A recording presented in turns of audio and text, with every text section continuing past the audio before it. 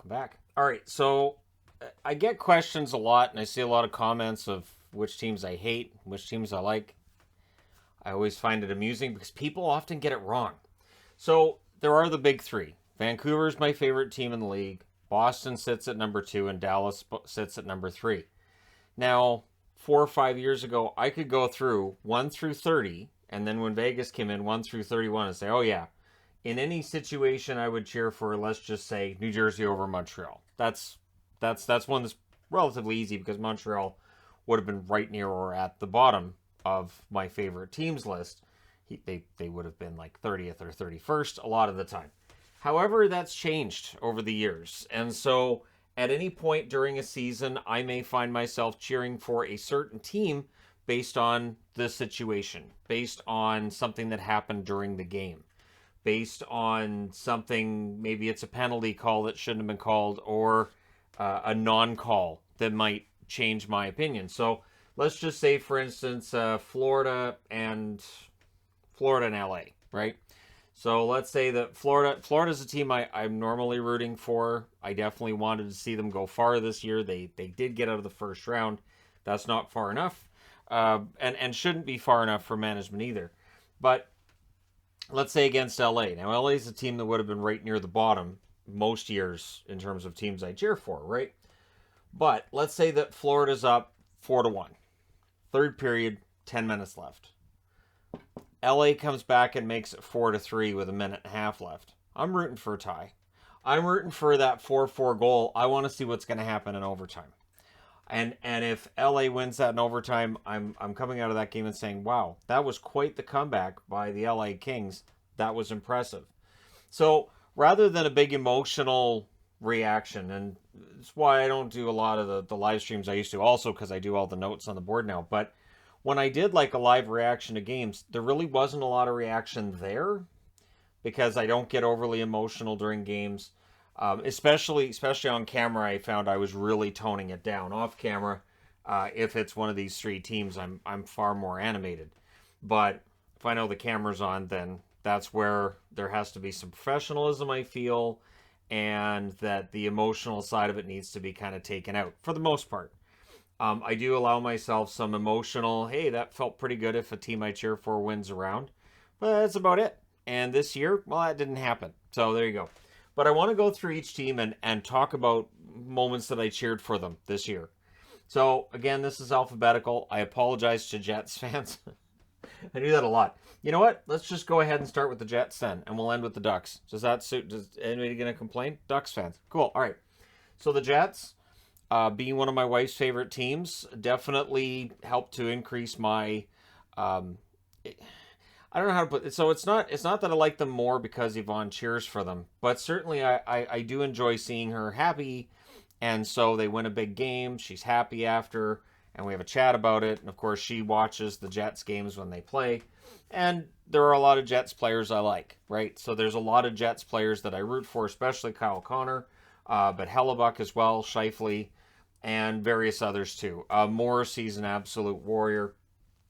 And obviously Andrew Kopp, who's now with the Rangers, huge fan of his when he was there. I'm glad they got Appleton back. I liked Appleton as a Jet.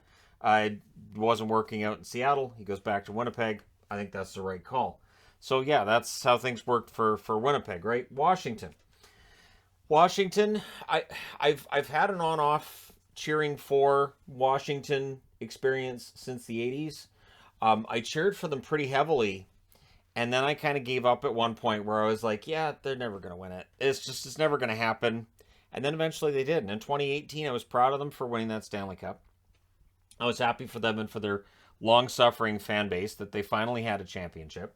And so that's a good experience. And I'm glad they did that. And so, yeah, that's how I feel with the Capitals. Vegas was a huge part of this channel blowing up. 2017-2018 season was where the channel really grew to what it is now. The numbers were smaller than they are now, but that's where it really sort of became ridiculous. Anyways, Vegas was a huge part of it. And so we also had our first trip together, my wife and I, to Vegas. We stayed at 2 different hotels during that trip. And actually, I think we went to 3 different hotels during that trip too. So I guess we could do like trip videos too. But anyways, and rate hotels in Vegas. But anyways, yeah, Vegas has a special place for us, and still, if we're watching a game and it's based in Vegas and they show the strip, we get kind of nostalgic, and we can't wait to go back. So Vegas, it absolutely reminds me of those trips we've taken. I think we've gone 4 times, but we're going again in August. It's a cheap trip as long as you're not gambling or drinking, and we don't gamble or drink, so it's a cheap trip for us. Toronto. I desperately want Toronto to win a round. I really do. I really desperately want Toronto to win a round of hockey. I think maybe more than some Leaf fans that have just given up. I believe they can do it. I'm all set to do a video someday on the Leafs get out of the first round and sing celebration and get right into it. And this year it looked like it might happen, and then it didn't because they met Tampa. So I was cheering for Toronto against Tampa. I wanted Toronto to get out of the first round. I think if they'd gotten out of the first round, there's a good chance that they and Florida would have had quite the battle. I think they could have beaten Florida. I don't know that they would have, but I think they could have. And then that would have put them against the Rangers in an original 6 matchup in the conference finals, which would have been absolutely lights out. That would have been great. But Tampa Bay wins it. I do respect Tampa for being in the Stanley Cup for this 3rd straight year. So while in the final, I do like Colorado's chances, and I'm rooting for Colorado in that they haven't won a cup since 2001. So it's 21 years.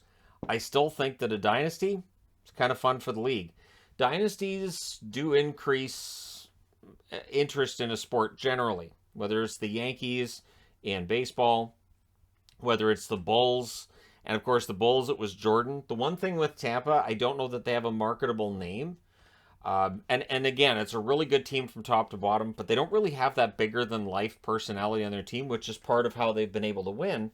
But yeah, so, and I know Kucherov, the shirtless interview, drinking the beer and all that, fine. But that aside, in general, they're a very good team. They keep themselves working at a very high level, and so yeah, if they win and they become an official dynasty with 3 straight cups, that's marketable. That's absolutely marketable for the NHL. But again, I'm fine with that not being marketable and Colorado winning that series. St. Louis, I do root for St. Louis. St. Louis 2019, similar to Vegas, Washington. So if you want to win a Stanley Cup and you haven't won before, you have to be in this area. Just notice Vancouver's over here because they're in the top 3. So that's the problem that I cheer for them. But St. Louis, I was hoping that they might pull off that upset against Colorado because I do cheer for underdogs. It didn't happen. But St. Louis still has a very good core going forward, and they're fun to watch. And I love their announced team on Bally's.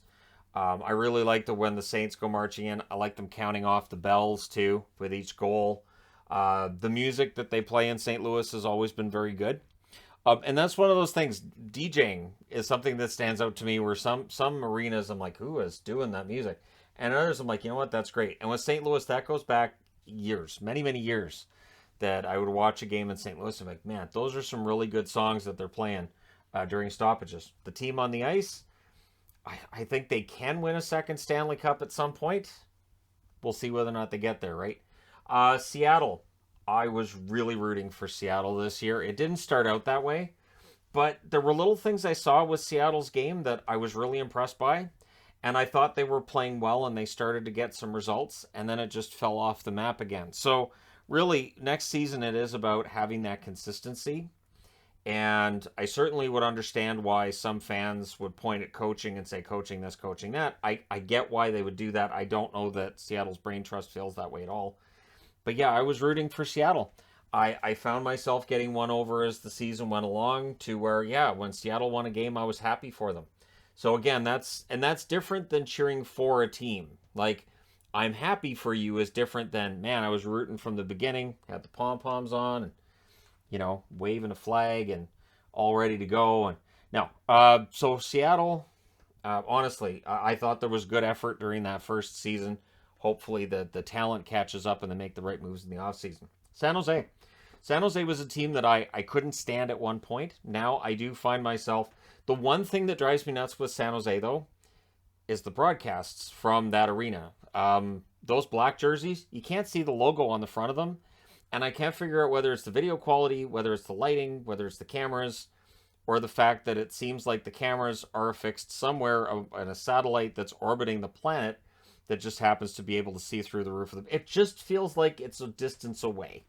It feels like the camera's quite a ways away from the action, and so it can be kind of a tough watch. Has nothing to do with the team necessarily, I'm just throwing that in here. But for San Jose, I do like a lot of the players on the team. I do find myself hoping that they'll prove us wrong and that they won't need the long rebuild, because it feels like since I stopped hating San Jose that they've kind of fallen apart. They and the Ducks are two teams that I think they fed on my hatred. That has to be it, right? Logically. If we're going to go down that rabbit hole to say that because I do or don't cheer for a team, or I do or don't cheer for a team by wearing a jersey, and if I wear a jersey for a preview, that means things are going to happen, well, then me cheering for or not cheering for a team absolutely has to have an effect, right? It's absolutely ridiculous. But anyways, there's that. And I do like Erik Karlsson, and I hope he has a monster season soon. And again, we'll see whether or not he can get there. Pittsburgh for years now has been waging a war on my hatred for them by bringing in player after player after player that I like. And it has absolutely eroded any hatred I had for the Pittsburgh Penguins. So dag nabbit, it absolutely worked. There are a lot of members of the Penguins I like. Most noteworthy is Bluger. I have a jersey with Bluger's name on it. And yeah, I do like Pittsburgh. I mean, that series between Pittsburgh and the Rangers, I wasn't really cheering for one team or the other. I was just really enjoying the hockey. I was enjoying the back and forth and how that series evolved. But I didn't find myself celebrating the Penguins getting eliminated, which I used to do. I've seen a lot of posts online with, it's Toronto Elimination Day. I used to feel that way with Pittsburgh. I used to just kind of have a feeling like anybody but Pittsburgh. I just don't, and again, that's not the case anymore, but that was my feeling back before I had a channel, especially. Philadelphia, again, there's players on the Flyers that I like. There's players on every team that I like, though. And I'm going to be doing my favorite players on each team. I want to do it different this year, though. I want to talk about players that really impressed me this year. So that's not necessarily favorite players. That might be under the radar guys, or just players I want to talk about. But the Flyers, after that really rough start and after they fired Vigneault, I wanted to see them get better. I felt bad. I felt bad for their fans. I felt bad for all of it, because Flyers fans have been very loyal to the team. They're long-suffering, too. They haven't had a Stanley Cup since the mid-'70s. And so I'd like to see them do a little better than what we've seen from them. Ottawa, people know that Ottawa has been my fourth favorite. So when I would do 1 through 30, Ottawa and Florida were the ones that were 4 or 5, and sometimes they would switch. I want to see Ottawa in the playoffs as soon as next year. One of my favorite things, again, before the channel came in, was Ottawa beating Montreal in the playoffs. There was nothing that I enjoyed more. And it's funny because I might even say that I enjoyed Ottawa beating Montreal more than Boston beating Montreal, because Ottawa was the underdog. They were the team that almost nobody was picking most of the time, and then they'd go out and win. So hopefully we see that come back. The Rangers, I was absolutely rooting for the Rangers against Tampa Bay. One thing that I used to do when I made my predictions before the playoffs is I would just say, okay, these are your 16 teams. Who's playing who? I'm going to go ahead and pick all the teams I'm not cheering for, because that's who's going to win. Notice that in the first round, I got 8 out of 8, and that included me picking against Boston and against Dallas, because I didn't see them winning a round, and they didn't, and I wanted them to prove me wrong, and they didn't. So with the New York Rangers, I honestly have really started to root for them, and I wanted to see them beat Tampa. This is after I was kind of on the fence with Pittsburgh. I wasn't really cheering one way or the other. I was happy for them over Carolina, because I thought if it was Carolina and Tampa, that might have been a little bit predictable. And I thought that series could end up being really slow. I had concerns that Brind'Amour would have that stay back, don't attack, and that Cooper might look at that and go, well, we do that too. And then you might end up with, that might have been really tough to watch. So I thought the Rangers played a little more up-tempo, a little more exciting game. Even though Gerard Gallant talks against it, I thought there was a little more chances for the Rangers than we might have seen for Carolina. Although maybe Carolina would have had a better chance of beating Tampa. We'll never know. The New York Islanders, I like Barry Trotz. I was upset. Not upset. I was surprised that Trotz got fired. I thought that was an odd move, but again, Lou Lamoriello does make odd moves in that manner. And so the New York Islanders, I hope that they are able to turn it around next year and get back into the playoffs. Be interesting to see how things go under Lane Lambert. But yeah, the New York Islanders, I do enjoy that their games are usually very fast. I do enjoy that they play a different style of hockey than everybody else in the league. It's not exactly a trap because, the trap is like neutral zone trap. It's not that, but it's similar. And it's really, and yet it's not boring hockey with the Islanders the way it can be with other teams. So yeah, I do enjoy Islander games. New Jersey, I want to see the New Jersey Devils turn it around. It's been a long time. It's been a long time, and maybe this upcoming season they can finally do it. I mean, they picked up Dougie Hamilton last offseason. Now they've got another top draft pick. Hopefully this is the year that the New Jersey Devils finally turn it around. And in all honesty, I think parity's great for the league. That being said, again, dynasties can be fun as well. But yeah, New Jersey, I'm hoping they get better this coming season. Nashville. Nashville's one of those interesting ones where I did find myself quite impressed with Duchesne, Johansson, the turnaround years they had, and Roman Josi, who I have extolled the virtues of for years. He had an absolutely monstrous, fantastic season for Nashville. Really enjoying his game and hoping that continues this coming season. The Preds are really one of those teams that in the Central, they could end up winning the Central next year with the right moves and with another monster season by Duchesne and Johansson, or they could miss the playoffs. That's really kind of all over the place. Montreal, normally, this is where I'd be like, yeah, I can't stand Montreal, move on next. I love Nick Suzuki. I really like Cole Caulfield as well. I think Romanov is very good. I'm surprised Romanov doesn't get more points, but it's not really his game. And I do hope that Carey Price is able to recover and play a full season next year. So with Montreal, and I've always said this, as a Boston fan, hockey is more interesting when Montreal is good. I get much more out of it when Boston plays Montreal and beats them when Montreal's a good team. When Montreal's at the bottom of the standings and Boston beats them, it's not the same, right? So I do hope Montreal turns it around. I do hope that they meet Boston in the playoffs again soon. I won't be rooting for them against Boston, but it would be fun to see them back there. Minnesota, again, one of my wife's favorite teams. Kaprizov is sensational, fantastic. It's hard not to root for a team with Kirill Kaprizov on it. It's really hard not to. And he even made Victor Rask look pretty good his rookie year. So this is a team that absolutely, if they can find the right, I don't want to just say goaltending, but there's something that you could see against St. Louis wasn't quite firing correctly.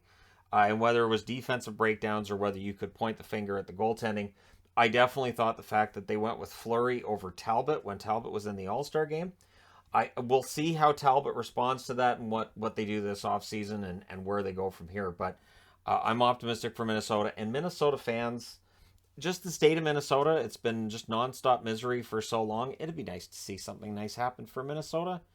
And so a Minnesota Wild Stanley Cup would honestly be great. I think that would be awesome. LA Kings, yeah, I can find myself cheering for the Kings now. Absolutely. That surprised me. There were times this year where the LA Kings won a game, and I cheered it. And I thought, who am I? What am I doing? Why am I doing it? Like, it really threw me off. But yeah, I did find myself rooting for the LA Kings. I really like the kids. People know I like Velarde. I hope he gets a regular spot with them next year. Really like Sean Durzi, and I hope Peterson turns it around after a setback year. He needs to be the starter because Jonathan Quick's not going to play forever. So we'll see what happens with the Kings. But yeah, I didn't find myself rooting against the Kings. And those jerseys, the prime green jerseys with the sparkly silver, awesome touch. Awesome touch for what is really kind of a bland jersey, but that definitely takes them up to that next level. That being said, again, I don't find myself cheering against LA like I used to. Florida. Talked about Florida, that I like Florida. I like that a lot of what they're doing is homegrown talent. Guys they draft, they develop. Not only that, but their professional scouting is very good. They can figure out who's going to fit with their team and who isn't. And so they're smart when it comes to waivers. They're smart when it comes to trades. And players that we might look at on the surface and say, I don't know if that's going to work. They make it work. So, really, Florida, some smart decisions, and finally relevant more than 1 year. This is a team that finally got out of the first round. Next year, maybe they make that run, but they'll be interesting to watch this offseason. Edmonton. I honestly, I'd love to see a Canadian Cup soon. Edmonton might be the best option for that, but again, Toronto, Calgary, they're in the mix. And there are certainly going to be fans in Winnipeg who say, hey, we had a bad year, we're going to bounce back. There are Canuck fans who are going to say, hey, Bruce Boudreau for a full season should be in the Stanley Cup playoffs. And Ottawa fans saying, well, 2007, we made it to the final, we could get back. So it would be nice to see a Canadian team finally win another Stanley Cup. I don't lose a lot of sleep over it. There are a lot of Canadian players that play for Tampa and Colorado, so I'm not overly concerned that no Canadians get to touch the cup, but it'd be nice if they were wearing a jersey for a team based in Canada. And maybe the Oilers can get there. It would be criminal if Connor McDavid went his whole career without a Stanley Cup. He's only 25. There's lots of time left, but, right? Detroit, love Mickey Redmond, Ken Daniels, their whole broadcast. And watching Detroit bottom out a couple of years ago got me starting to root for them. It's kind of how that works, right? Team bottoms out, they become the underdog after so many years at or near the top. I find myself rooting for them in many situations now and hoping things work out.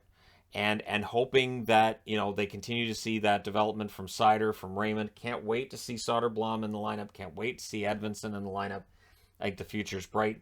And Steve Yzerman is, I think, one of the best GMs in the league. And I think once Detroit reaches that next level, could happen next season. They could end up back in the playoffs next season.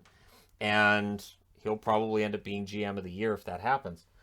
Columbus is kind of one of those ultimate underdogs. If you look at their history in the NHL, which is a little over 20 years, Columbus, just the one series win, right? If you look at official, okay, so they beat Tampa Bay in the first round in 2019. In 2020, they won the qualifying round against Toronto. Technically a round win, but that was to get into round one, and then they lost in round one. So 2020 kind of throws off the whole which teams made the playoffs and which ones didn't argument, because technically 24 made the playoffs, though there's only 16 in round one, and qualifying round would tell you you're qualifying for said playoffs. But for Columbus, it'd be nice to see a long run. I want to see as many players saying, I want to be in Columbus as possible, and just that narrative get thrown out about whether or not players want to play there. They have a nice building. The fans, honestly, very passionate fans. They have the cannon, which I'm sure is terrifying when you're there. I've seen many articles and videos of players saying that the cannon threw them off when they first got there. But yeah, Columbus has this nice, unique atmosphere. And don't they have Captain America behind the bench? You got to root for a team with Captain America behind. You guys, if you've watched Columbus games, you know what I'm talking about. There's Captain America. So, is it metal? Is the shield metal? Because wouldn't that, I don't. It's just weird. Wouldn't security be like a big metal shield? But I guess probably plastic or maybe wooden, or wouldn't be. Anyway, I'm getting sidetracked. Colorado. Colorado had the stigma that they couldn't get out of the second round. The same stigma that the Washington Capitals had. The Capitals break that in 2018 and win the Stanley Cup. Now Colorado is trying to do the same thing 4 years later. I like the Avs' chances. I do. That being said, they're against Tampa Bay, a team going for that third in a row. There's a lot of players I like in Colorado, and I have absolutely felt the same way about Makar the whole way through, and people are starting to catch up. I remember when Makar made his playoff debut. He just looked like a veteran. He fit in seamlessly. And so it's hard not to cheer for him. Darcy Kemper, a goaltender who has bounced around the league a lot, and now he has a chance to win a championship. That'd be great for him. And I've always liked Francouz, and here we are, right? So there's a lot to like with Colorado. Chicago's been a tough one over the last 12 months. That being said, they seem to be doing the right things right now in terms of, taking their time picking a new head coach and admitting they're going into a rebuild, or at the very least they need to rebuild. And if there's any players that are, we don't want to rebuild, they haven't been a solid playoff team for a long time. So this team definitely needs an infusion of talent or youth, or ideally both. So for Chicago, I'm rooting for them to turn things around and get at least back into the conversation. Much like Montreal, the league seems to be more interesting when Chicago's a good team. Even if it's just they get built up because they're the team that's easier to hate in the West. Kind of feels like with Boston, they're the team in the East, and Chicago seems to be the team in the West. We can have that debate at some other time, though. But they seem to be the teams that are popular to hate. And so for Chicago, we'll see if they can turn things around. I like Kirby Dach. He did not have a good year. I can't argue he had a good year. I liked Lankinen as well. He's a UFA. We'll see what happens there. But yeah, so for Chicago, I thought it was pretty smart how they picked up Fleury for nothing from Vegas and turned it into something at the deadline. So there's at least some hope that maybe Chicago's making the right moves now to get better in the future and maybe improve the present as well. Carolina, tough not to cheer for Carolina on some level. The Carolina Hurricanes this year, again, being one of the more entertaining teams to watch at times. Again, when they get into that defensive shell, it can be tough. At the same time, it's impressive. So it's just for the excitement level, it's not there, but it's impressive to watch them blocking guys to the outside and just giving you nothing down the middle. But yeah, Carolina, a team that I cheered for going back to when they were the Whalers, and being an underdog definitely helps. At this point, they're not as much of an underdog. They're finally having year after year after year success of getting into the playoffs. We should see that continue this coming season as well. I like Natchez. I've loved Slavin and Pesce a ton. Jacob Slavin, I think one of the best pure defensemen in the National Hockey League. I'm not saying the best, because that would be crazy, but one of the best. I think I can say that. I don't think people will argue with that too much. They might. And Freddie Anderson. It was a shame Anderson didn't play in the playoffs. I would love to see a great redemption story with Freddie Anderson where he gets a team over the hump. Calgary, it's kind of easy to root for Calgary. Now, in the Battle of Alberta, I honestly didn't root for one team or the other. I just enjoyed me some hockey. I enjoyed the craziness of the 9-6 game. I enjoyed the 4-0 game just as much. I thought it was a fun series. It was far too short. I would like to see it again in the near future. But yeah, for the Flames, they do have reason to look at this team and say if they can keep things together and make the right additions, they could win a Stanley Cup. And I do enjoy them. I thought it was funny. Yesterday, I had the meetup there, and I had my Calgary jersey. I was wearing the Vancouver one in the video Yvonne took, but we played for a little over 2 hours, so eventually I put on the Calgary one. And somebody said to me, which is the same thing that I've felt at times, which is, can't stand the team, but those are really nice jerseys. Yep. That was one thing that when I started collecting jerseys that I noticed was that I really liked wearing Flames gear, even when I didn't like the Flames. The Flames, just the logo, the style, the colors, and that dates back to Atlanta, right? The colors that they're wearing currently dates right back to the Atlanta Flames. That is absolutely brilliant right out of the gate. And as far as cheering for the team, I like Gaudreau. I like Tkachuk. There's a lot of players I like. Matthew Tkachuk is one of those redemptions that doesn't get talked about a lot, where early on in his career, he was kind of skating around recklessly and doing some stupid things. And then the NHL kind of pulled him aside and said, hey, so smarten up your game. And he has.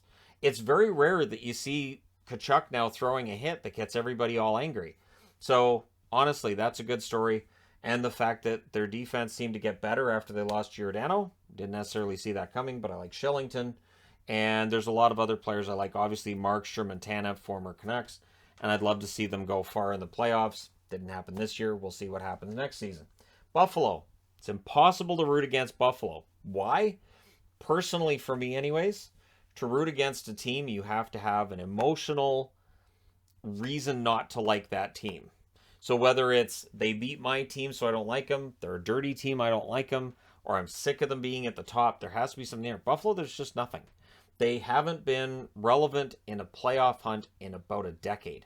So this is a team that desperately, and part of it might be that they came into the league at the same time as the Canucks.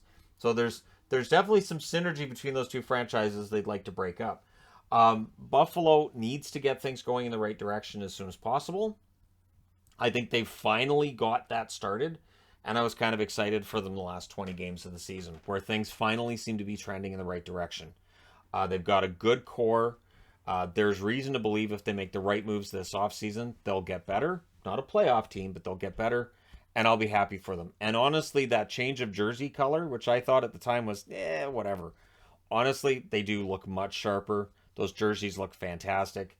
And so, yeah, Buffalo winning some games unexpectedly was fun, as it was for Arizona.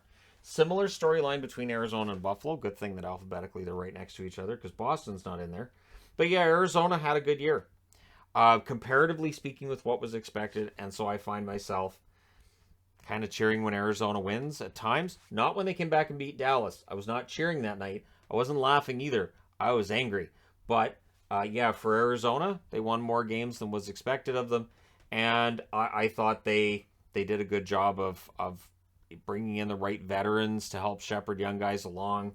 Not guys that necessarily scored a lot of points and goals, but guys with a lot of experience. That's important to have. And I thought they made smart moves. They're picking up a lot of good draft picks. And so, yeah, Arizona, while next year could be painful, and people make this big deal over the arena, and I understand it. And I'm not going to say that there shouldn't be a big deal made of them playing an arena that's small, but the team on the ice, I can't find myself hating. Similar reasons to the Buffalo Sabres. They haven't been relevant in a playoff hunt late in the season for a long time. They did, though, secure that upset over the Nashville Predators in 2020. And so, yeah, I do find myself hoping things get better for the Coyotes. And finally, the Ducks.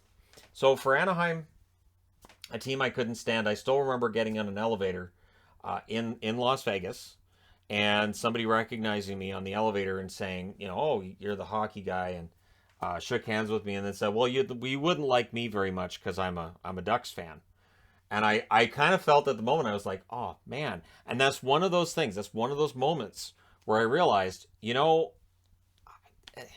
this hating of teams and things, that's not, and I don't know, it kind of eroded that hate a little bit in that moment. Probably should have just hit stop on the elevator and said, hey, let's have a discussion. But I didn't. But anyways, yeah, the Ducks, I don't hate them anymore. That's gone. A lot of the reasons a lot of the players I didn't like on the Ducks are gone, so that helps. I do like the young kids in their lineup. I think Zegras is fantastic. He's so entertaining to watch. And so, yeah, there you go.